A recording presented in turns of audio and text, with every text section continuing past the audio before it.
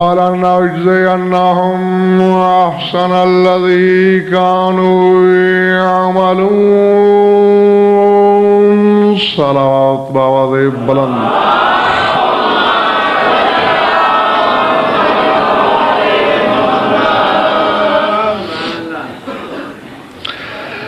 توجہ ہے، بات شروع کی جائے۔ سورہ عنکبوت سے ایک آیت تلاوت کی ہے میں نے۔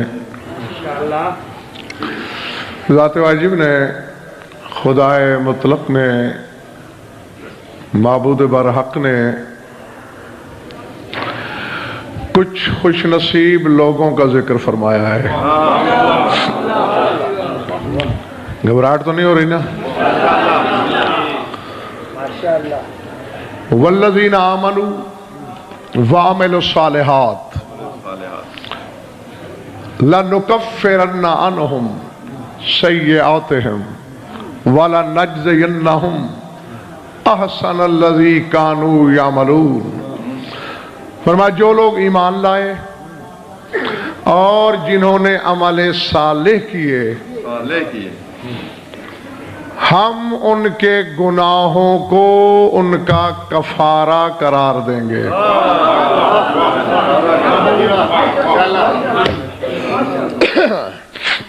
نہیں، اب میری سمجھ میں یہ بات نہیں آتی کہ عمل صالح بھی ہیں اور گناہگار بھی ہیں۔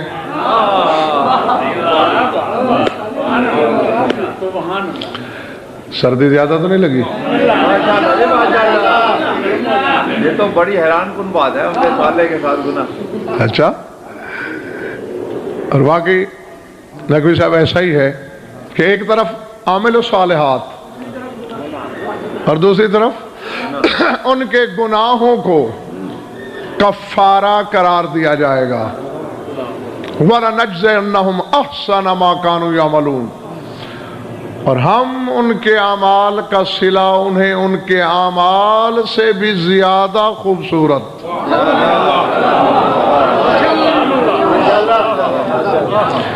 اب نقوی صاحب نے فرمایا کہ یہ حیران کن بات ہے، تو قبلہ ایک آیت اس سے بھی زیادہ حیران کن ہے۔ اگر طبیعت چاہ رہی ہو تو سناؤں۔ اس میں تو گناہ کفارہ ہے نا،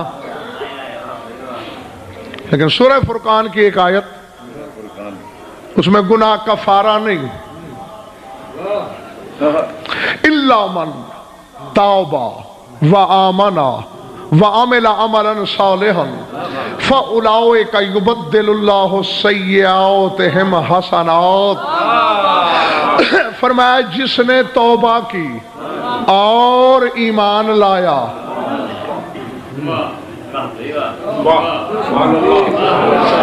جو پہنچ گئے بخدا انہیں میں داد دیتا ہوں، اور جو نہیں پہنچے اور آنگے پھاڑے مجھے دیکھ رہے ہیں، سر اٹھاؤ۔ توبہ پہلے، ایمان بعد میں۔ حالانکہ بے ایمان کی تو توبہ ہی قبول نہیں ہوتی، توبہ تو مومن سے قبول ہوتی ہے۔ تو معلوم ہوتا ہے کہ مومن پر دو ایمان قرض ہیں، ایک توبہ سے پہلے اور ایک توبہ کے بعد۔ تو توبہ کی، ایمان لایا اور پھر عمل صالح کیے، تو اس کے ساتھ کیا ہوگا؟ فَأُولَئِكَ يُبَدِّلُ اللَّهُ سَيِّئَاتِهِمْ حَسَنَاتٍ۔ فرمایا اللہ ان کے گناہوں کو نیکیوں میں بدل دے گا۔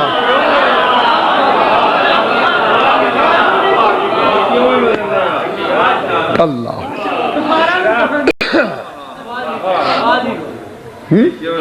غور فرمایا، پہلی آیت تو کفارہ تھی، اور یہاں تو یعنی یہ ایسا ہے، میرا یہ رومال میلا ہے، میں نے دھو دیا، لیکن دھونے کے بعد میل موجود تو ہے نا پانی میں، لیکن اگر اس پانی کو آب طاہر سے بدل دیا جائے تو یہ تو بہت بڑا کرشمہ ہو جائے گا۔ تو اسی طرح پہلی آیت تو کہہ رہی ہے کہ ان کے گناہ کفارہ ہوں گے، اور دوسری آیت کہہ رہی ہے کہ کفارہ نہیں۔ آیت پڑھ رہا ہوں بھائی، روایت نہیں۔ یبدل اللہ سیئات حسنات، اللہ ان کے گناہوں کو حسنات میں نیکیوں میں بدل دے گا۔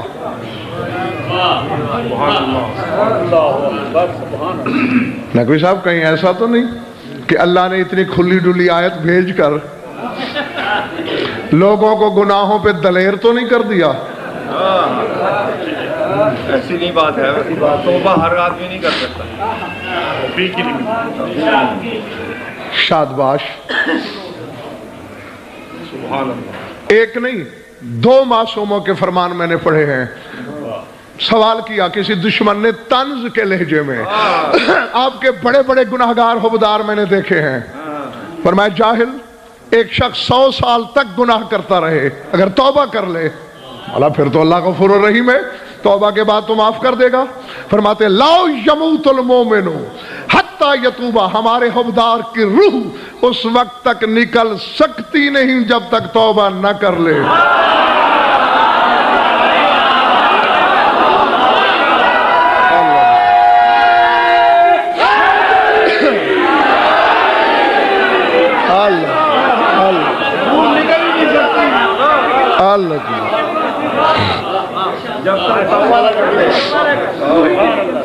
غور فرمایا آپ نے؟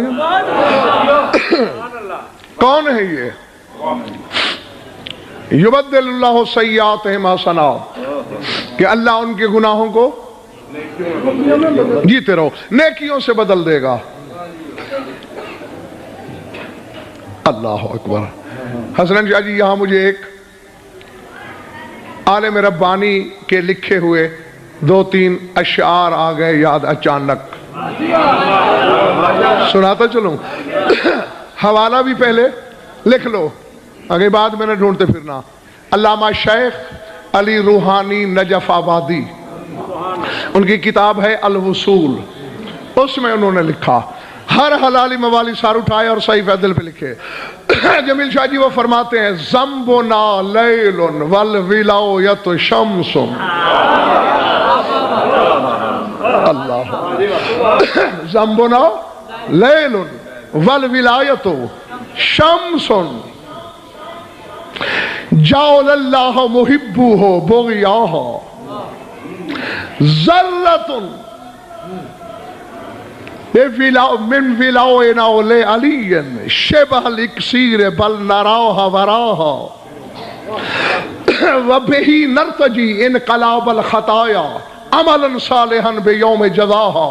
وہ فرماتے لوگوں ہمارے گناہ کالی راتیں ہیں اور علی کی ولایت سورج ہے۔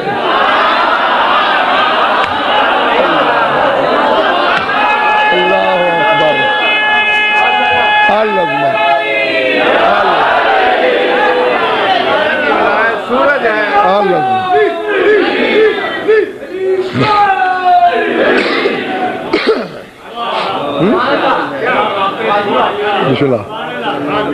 ذنبنا لیل، ہمارے گناہ سیاہ راتیں، والولایت شمس، لیکن میرے مولا کی ولایت سورج ہے کہ جب سورج نکلتا ہے اندھیرے چھپ جاتے ہیں، نظر ہی نہیں آتے بلکہ وہی اندھیرا روشنی بن جاتا ہے۔ وہ کہتے ہیں ذرۃ من ولائنا لعلی شبہ الاکسیر بل نراہ وراہا، وہ کہتے ہیں علی کی ولایت کا ایک ذرہ بھی اگر دل میں ہے تو وہ اکسیر ہے، بلکہ اکسیر سے بھی بلند ہے۔ وہ کہتے ہیں جیسے اکسیر کی چٹکی سیروں لوہے کو سونا کر دیتی ہے، علی کی ولایت کا ایک ذرہ گناہوں کو نیکیوں میں بدل دیتا ہے۔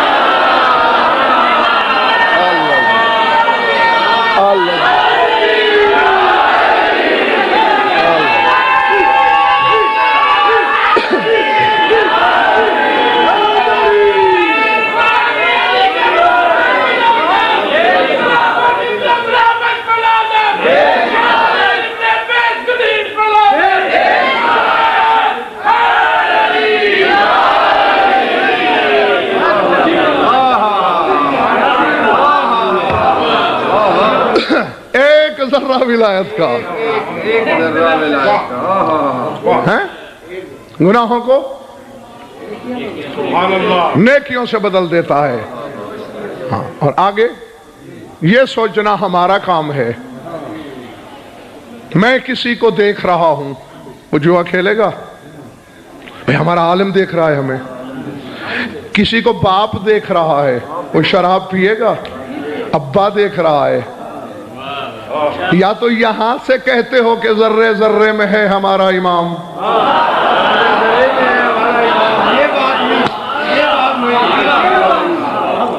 اور اگر اسے کائنات کے ذرے ذرے پر حاضر ناظر مانتے ہو تو بس جب گناہ کا تصور آئے یہی سوچ لیا کرو میرا مولا مجھے دیکھ رہا ہے.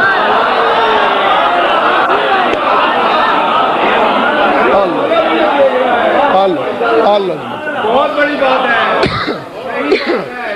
ہاں گاؤں سے رکنے کی یہی ہاں. اور جب یہ تصور ہوگا تو پھر انشاءاللہ گناہ نہیں ہوگا. اور بشریت کے تقاضے سے اگر پھر خطا ہو جائے تو پھر علی کی ولایت وہ اکسیر ہے کہ جو گناہوں کو بدل دیتی ہے. میرے خیال تھک گئے ہو کچھ پیچھے والا تم. اچھا لیکن یہ سب ہے کیوں؟ ولایت کے سبب. ورنہ آپ کو کوئی سرخاب کا پر نہیں لگا ہے. جو جہنم میں جا رہے ہیں ان کی بھی 2 آنکھیں، 2 ہاتھ، 2 پاؤں، یہی جبلت، یہی طینت، یہی سرشت ہے. بس فرق اتنا ہے تمہارا اندر کا برتن طاہر تھا. اللہ جس نے علی کی ولایت کو قبول کیا اور جس کا برتن طاہر نہیں تھا اس نے انکار کیا، تمہیں سرحد نجات تک لے گئی ولایت اور اسے جہنم میں لے گیا انکار. حسن شاہ جی بڑا ایک لطیف اور خوبصورت اشارہ ہے. علی کے مولا ہونے کا غدیر قوم پہ تو اعلان ہوا نا باقاعدہ 1,30,000 کے مجمع میں، لیکن اس سے پہلے بھی چھوٹے چھوٹے موقعوں پر رسول نقوی صاحب کی بلا بتاتے رہے کہ میرے بعد یہ مولا ہے. کچھ منافقوں نے کہانیاں چلائی محفل رسالت میں، ہم علی کو مولا مانیں گے. بات سن کا یہ کہنا تھا، فوراً آیت آ گئی، اے میرے رسول ان سے کہہ دو ماواکم النار ہے یا مولاکم. تم نے علی کو مولا نہیں مانا، تمہارا مولا جہنم ہے.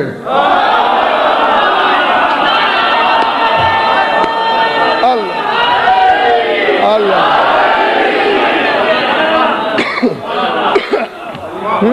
جی جی جس نے علی کو مولا مانا اس کے لیے کیا ہے؟ ذالک بأن اللہ مولا الذین آمنوا، فرمایا جو ایمان لائے ان کا مولا میں اللہ ہوں. اللہ اکبر. سورہ حج کی آیت ہے نا کوئی صاحب، وَاعْتَصِمُوا بِاللَّهِ هُوَ مَوْلَاكُمْ نعم المولا ونعم النصیر. اب اس کا لفظی ترجمہ یہی بنتا ہے، میری مجبوری ہے، اللہ کو مضبوطی سے پکڑ لو. یہ کیا ہے؟ اللہ تو پکڑ میں آ ہی نہیں سکتا. پکڑنے کے لیے تو جسم چاہیے، وہ تو خالق اجسام ہے، بدن تو رکھتا نہیں، پھر پکڑے کیسے؟ جب میں نے تفاسیر اہل بیت کو پڑھا تو یہ جواب ملا، ولایت علی ولایت اللہ ہے. علی کی ولایت اللہ کی ولایت ہے. جس نے علی کو مضبوطی سے پکڑا اس نے اللہ کو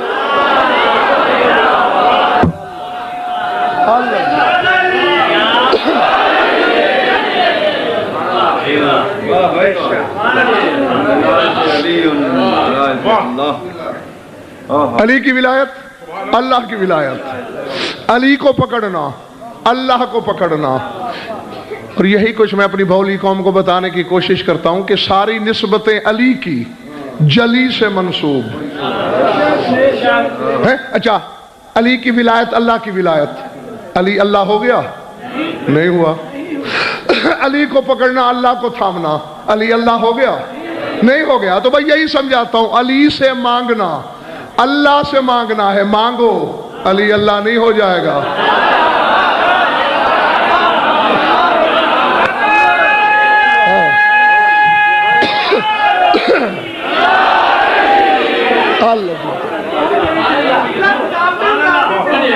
جی بسم اللہ۔ علی سے مانگنا، جلی سے مانگنا، اور اس مانگنے سے علی اللہ نہیں ہو جائے گا۔ مانگتے ہم اللہ سمجھ کے نہیں، باب اللہ سمجھ کے، نہیں اب اسرائیل جو مارتا ہے اللہ بھی ممیت ہے، اسرائیل مار کے اللہ ہو گیا؟ میکائیل رزق بانٹ کے اللہ ہو گیا؟ تو پھر یا تو تمہاری توحید کمزور ہے جو علی سے خوف زدہ ہے،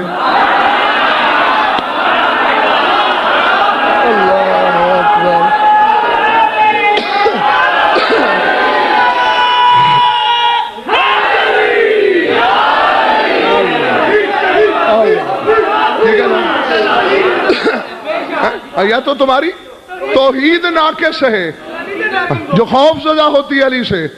نہیں، میرا خدا تو وہ ہے، ایسے 12 علی کھڑے ہوں،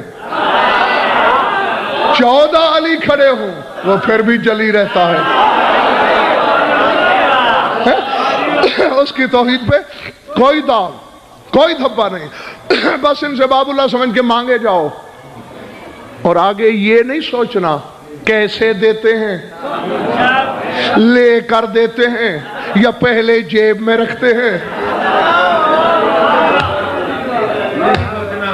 اللہ اکبر۔